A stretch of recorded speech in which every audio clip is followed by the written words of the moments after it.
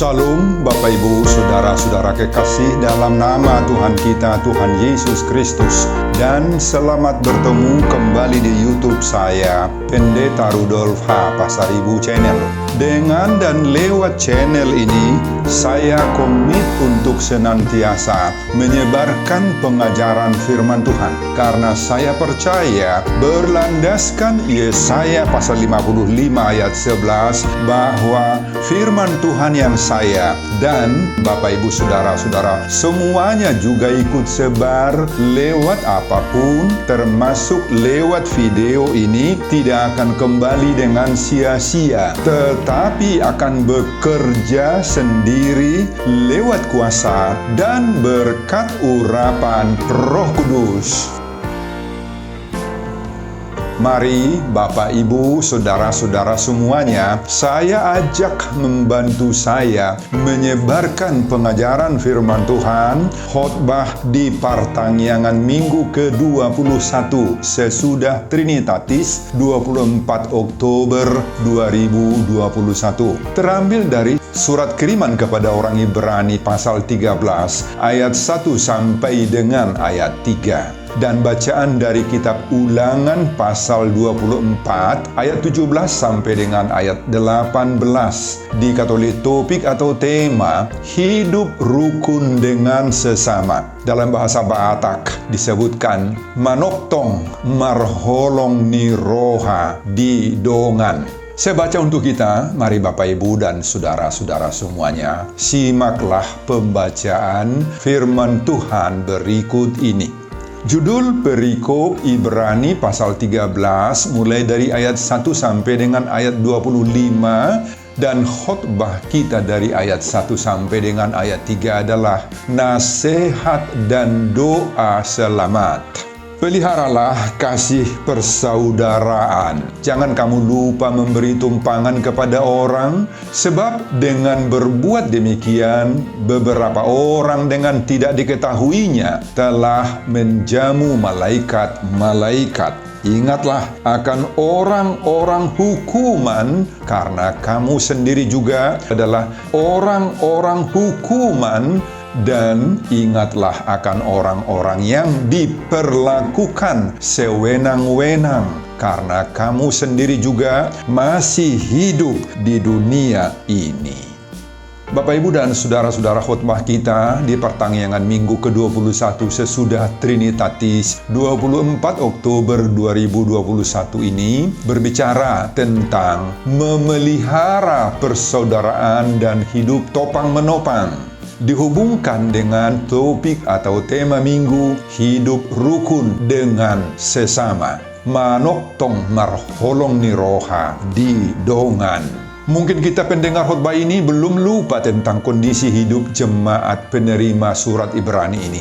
Sebagaimana kita jelaskan dalam khotbah yang baru lalu di ibadah Minggu 3 Oktober dan di ibadah Pertangyangan 10 Oktober, belum lama. Jemaat penerima surat Ibrani ini yang sebahagian besar berasal dari latar belakang Yahudi mengalami penderitaan, pergumulan yang sangat berat di berbagai-bagai tempat perantauan mereka, terutama di kota Roma dan sekitarnya. Mereka mengalami perlakuan keji, tekanan-tekanan berat, penghambatan dari penguasa bengis saat itu yang dimulai dari zaman Kaisar Nero, lanjut ke Domitianus, Trajanus, dan lain-lain. Banyak di antara mereka yang tidak bertahan dalam iman, yang tidak setia sampai akhir, yang murtad sehingga berbalik ke agama semula atau pindah ke agama dan kepercayaan keyakinan lain.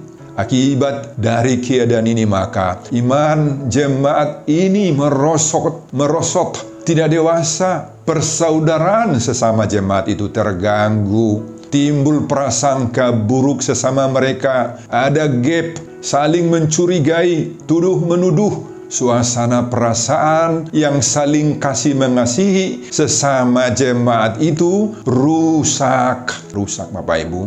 Dan banyak di antara jemaat itu yang tertangkap, dijebloskan ke dalam rumah-rumah tahanan, ke penjara. Bahkan di antara mereka ada yang korban dimangsa binatang buas yang sengaja diadu dengan mereka. Itu sebabnya banyak di antara orang Kristen itu yang bersembunyi di berbagai-bagai tempat persembunyian gelap, ratusan meter di bawah tanah. Itu yang disebut dengan katakombe. Saudara, demikianlah keberadaan hidup jemaat mula-mula penerima surat Ibrani ini. Jadi, surat kepada orang Ibrani ini sungguh-sungguh merupakan surat penghiburan, surat penguatan, dan apul-apul panukolion ini dalam bahasa Batak. Kepada orang Kristen yang mengalami ujian, cobaan, dan goncangan-goncangan iman. Ya, kata Yunani yang dipakai menggambarkan ujian, cobaan, dan goncangan iman itu adalah peirasmos.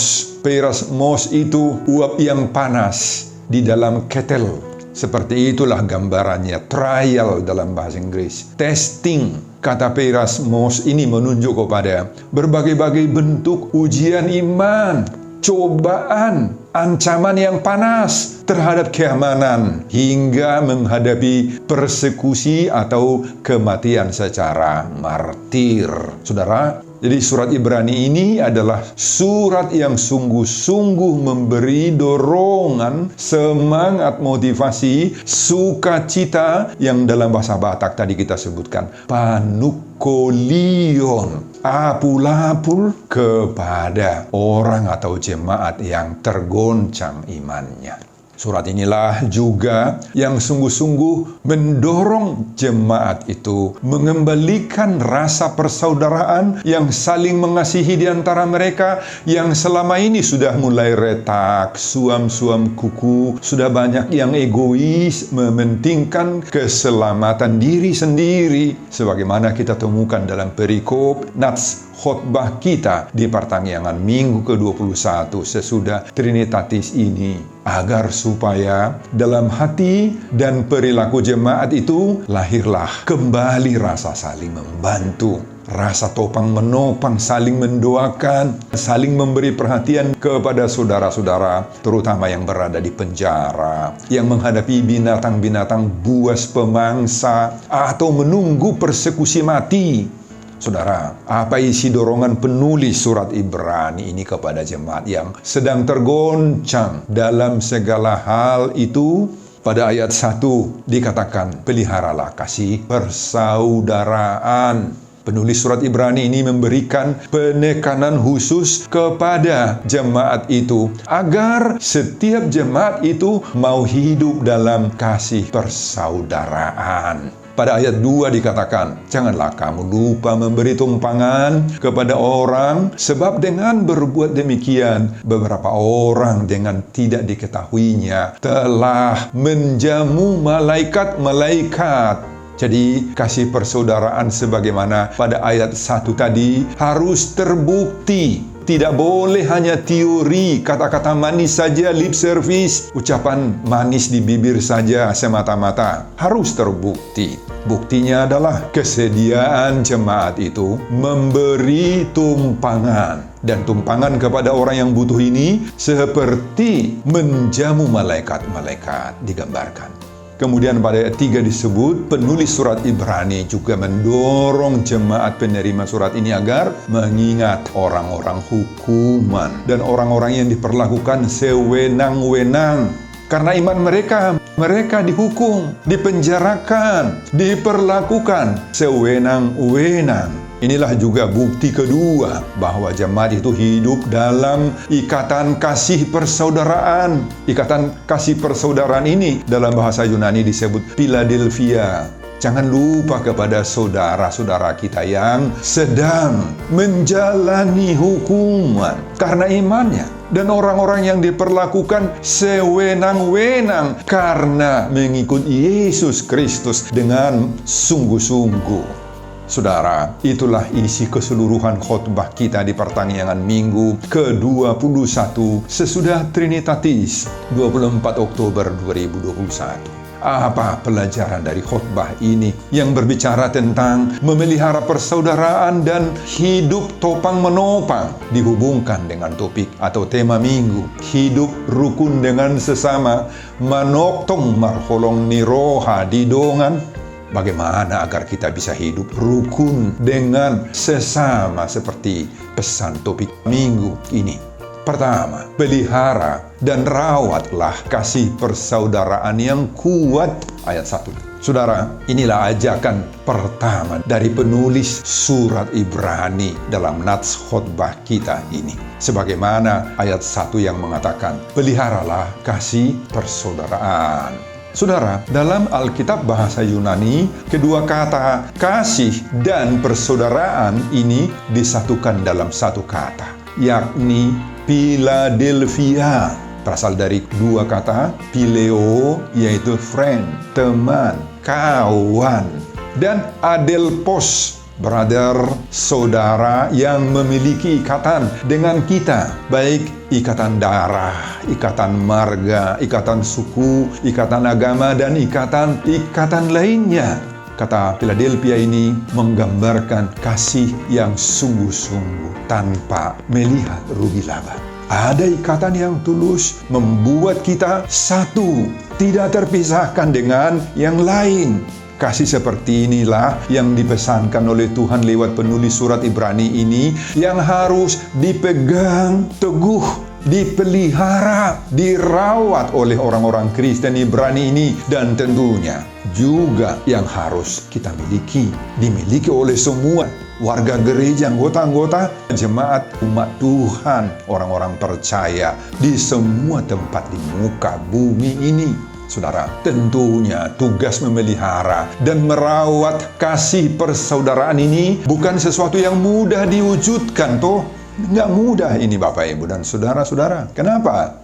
Sedangkan jemaat Kristen mula-mula, yakni orang Ibrani yang berasal dari agama Yahudi, dalam khotbah ini saja sangat sulit mewujudkannya. Apalagi kita di zaman sekarang, zaman now ini. Kita hidup di tengah-tengah kondisi zaman yang semakin canggih memang, yang mudah berubah-ubah dalam segala hal. Hati manusia bisa berubah sebentar-sebentar. Hal ini sangat berkaitan erat dengan sikap dan perilaku manusia yang membawa kita kepada egoisme, mementingkan diri sendiri, individualisme, tidak mau tahu dengan orang lain, dengan siapapun dia. Saudara, rasa kasih persaudaraan sesama kita sering rusak karena pergeseran nilai-nilai moral yang diikuti oleh manusia zaman now, zaman sekarang. Banyak di antara kita yang tidak mau tahu dengan orang yang di samping kanan, samping kirinya, di muka, di belakangnya. Tidak mau tahu tentang tetangganya, meski anggota satu gereja yang sama. Jika terjadi clash antara kita dengan orang lain, hampir rata-rata di antara kita tidak akan mau mengalah, akan selalu mau menang sendiri, tidak akan saling hormat-menghormati. Meski ada hubungan senioritas dan ikatan-ikatan marga, tidak terlalu dominan lagi, dan lain-lain dan sebagainya.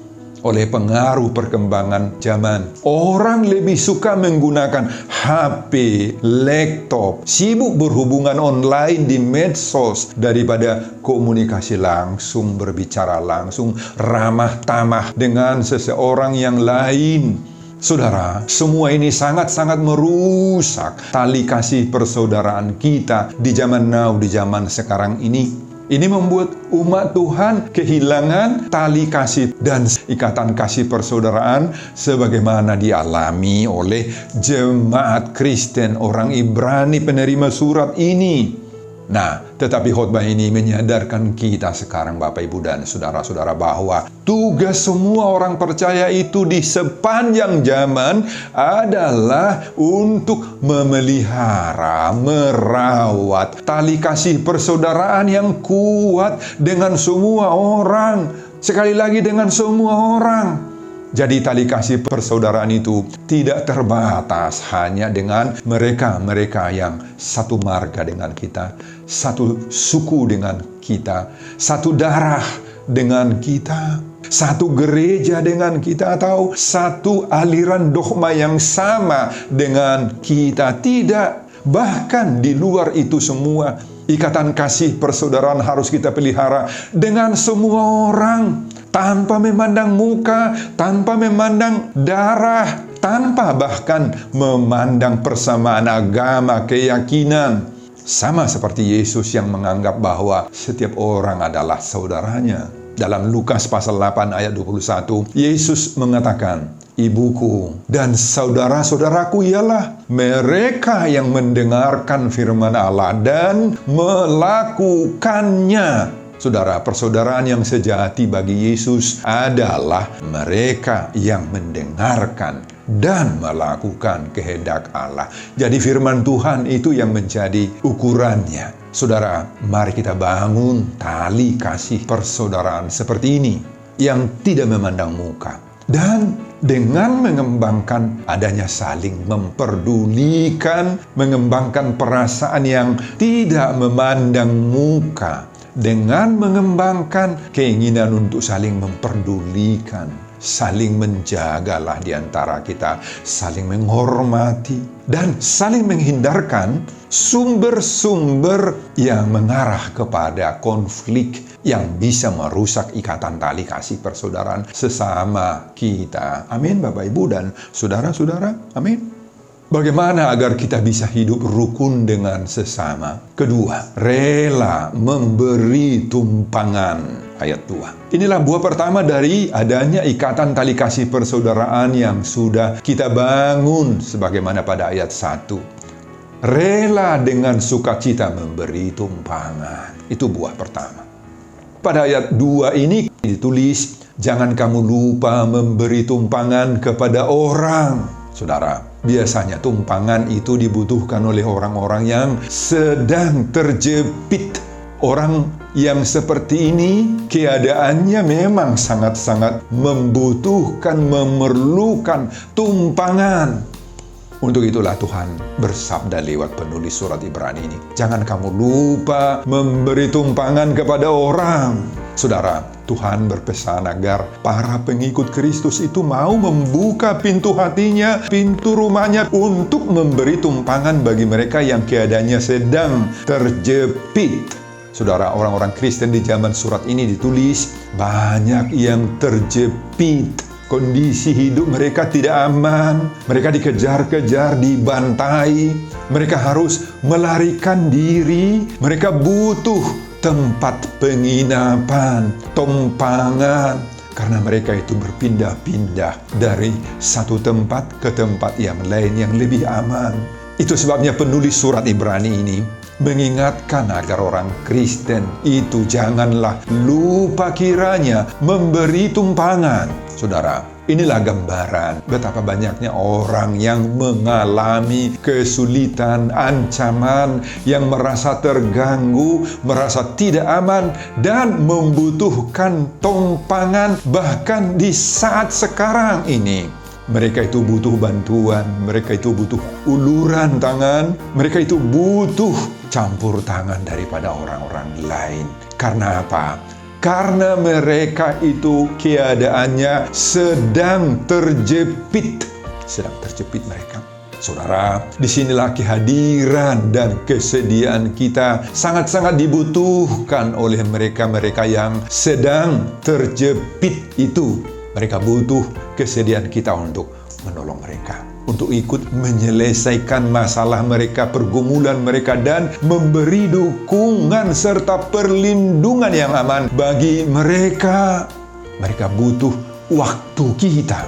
Mereka butuh agar kita bersedia menjadi tempat mereka curhat yang pas, memberi curahan hati yang pas buat mereka. Mungkin saja kemampuan kita memang tidak bisa menolong mereka secara sempurna 100%. Tetapi dengan kesediaan kita menjadi tempat dia menumpang itu sudah bisa mengurangi beban pikiran mereka, memberi mereka angin segar, bahkan bisa saja memulihkan semangat mereka sehingga mereka bisa menghindarkan keterpurukan yang fatal itu. Saudara, penulis surat Ibrani ini menggambarkan bahwa kerelaan kita memberi tumpangan bagi orang yang sedang terjepit itulah yang merupakan jamuan pada malaikat-malaikat. Apa artinya ungkapan ini? Orang yang kita bantu itu adalah anak-anak Tuhan, siapapun mereka. Dan apapun kesalahan kekurangan mereka, apapun permasalahan yang sedang mereka hadapi, dengan menolong mereka lewat tumpangan yang kita beri itu, maka kita menolong anak-anak Tuhan. Bahkan menolong suruhan-suruhan Tuhan, yaitu malaikat-malaikat Tuhan. Jadi malaikat-malaikat Tuhan di sini bukan berarti orang yang berbaju putih, punya sayap kanan kiri dan sebagainya, bukan. Malaikat itu adalah suruhan-suruhan Tuhan. Jadi dengan memberi tumpangan, maka kita menolong suruhan-suruhan Tuhan. Saudara, dengan membuka diri kita memberi tumpangan kepada orang lain, maka kita sedang membuka jalan agar rencana dan kehendak Tuhan itu terwujud di dalam diri orang yang tertolong itu. Itu berarti bahwa kita membuka jalan seluas-luasnya bagi rencana Tuhan di dalam diri orang lain yang membutuhkan pertolongan itu. Makanya, Bapak, Ibu, dan saudara-saudara, mari kita membuka diri kita, membuka pintu hati kita, bahkan membuka pintu rumah kita dan kemampuan kita untuk memberi tumpangan bagi orang-orang yang sedang membutuhkan uluran tangan kita semampu atau sebisa yang bisa kita lakukan, Bapak Ibu. Amin, Bapak Ibu dan saudara-saudara. Bagaimana agar kita bisa hidup rukun dengan sesama? Ketiga, peduli terhadap orang yang menderita akibat hukuman dan yang diperlakukan sewenang-wenang. Saudara, di zaman surat Ibrani ini ditulis, maka banyak orang Kristen yang harus menderita hukuman berat dan yang diperlakukan sewenang-wenang. Banyak di antara orang Kristen itu yang diperhadapkan dengan binatang buas. Tadi seperti kita katakan, atau hukuman-hukuman yang kejam lainnya. Itu sebabnya penulis surat Ibrani ini mengatakan, ingatlah akan orang-orang hukuman. Dan ingatlah akan orang-orang yang diperlakukan sewenang-wenang. Cara yang terbaik untuk mengingat orang-orang yang mengalami hukuman dan yang diperlakukan sewenang-wenang itu adalah dengan berdoa. Berdoa sungguh-sungguh buat mereka. Karena kita percaya bahwa doa orang yang benar, bila dengan yakin didoakan, itu sangat besar kuasanya. Itu ditulis Yakobus pasal 5 ayat 16. Saudara, tidak ada yang mustahil bagi Tuhan, itu kita percayai. Apapun tindakan orang kepada orang-orang benar itu, bahkan yang diperlakukan sewenang-wenang itu, semuanya akan tergantung kepada seizin kuasa Tuhan. Banyak cara Tuhan yang bisa melepaskan orang dari malapetaka itu, jika memang Tuhan menghendakinya untuk diselamatkan. Banyak cara Tuhan, Bapak, Ibu, dan saudara-saudara. Itu sebabnya kita harus mau berdoa bagi mereka yang sedang mengalami ujian dan cobaan iman, termasuk yang dihukum dan diperlakukan sewenang-wenang, yang dituduh macam-macam dan dikenai dalil-dalil hukum yang dipaksakan. Biarlah dan terserahlah kepada Tuhan apa yang harus terjadi dalam diri mereka. Tetapi kita harus memperjuangkan mereka lewat doa yang bertalu-talu. Saudara, dengan kemauan kita berdoa sungguh-sungguh buat mereka, maka kita sudah menunjukkan tanda kasih persaudaraan kita yang sungguh-sungguh buat mereka. Dengan doa itu kita sudah menunjukkan simpati dan empati kita, dan mau berjuang menyelamatkan orang-orang yang berada di penjara dan yang diperlakukan sewenang-wenang itu. Penjara dalam hal ini bisa saja menunjuk kepada keadaan seseorang yang sedang diikat oleh berbagai-bagai kesulitan, penjara sakit penyakit, penjara kesulitan ekonomi, penjara permasalahan hutang piutang, dan berbagai-bagai persoalan lain yang menghimpit, yang merusak menekan hidupnya. Orang yang diperlakukan sewenang-wenang dapat terjadi dalam berbagai-bagai dunia. Baik itu dalam dunia kerja bisa terjadi. Dia di PHK dengan alasan-alasan yang dibuat-buat. Itu penjara. Yang diperlakukan sewenang-wenang dalam dunia politik, dalam dunia pendidikan, bahkan diperlakukan sewenang-wenang dalam keluarga juga, dan lain-lain.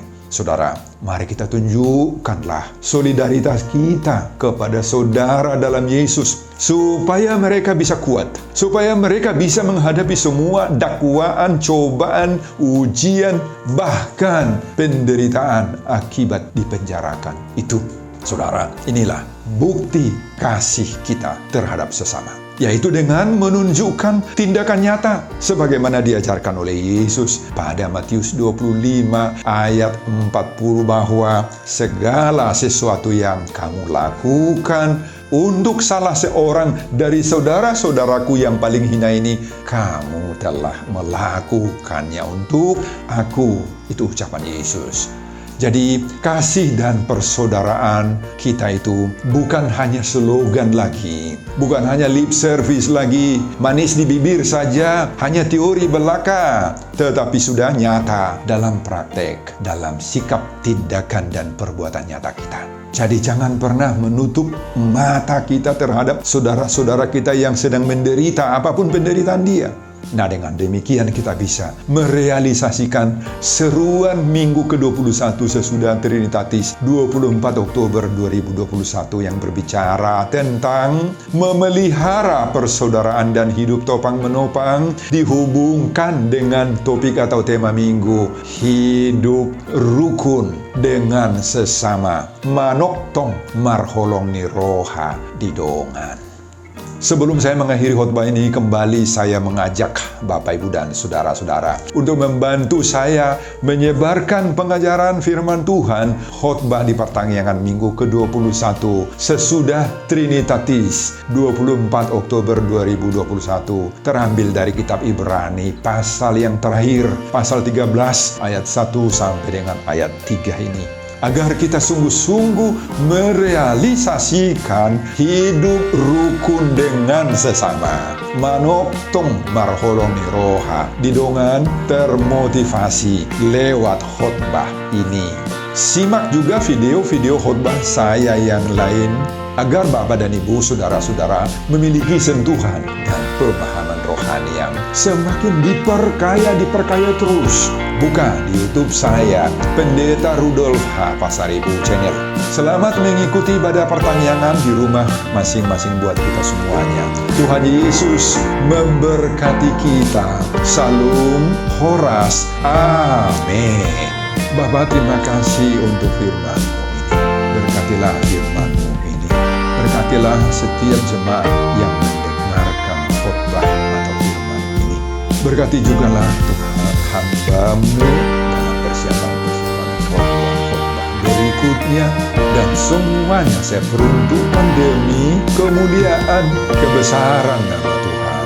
Di dalam nama Yesus Kristus saya berdoa.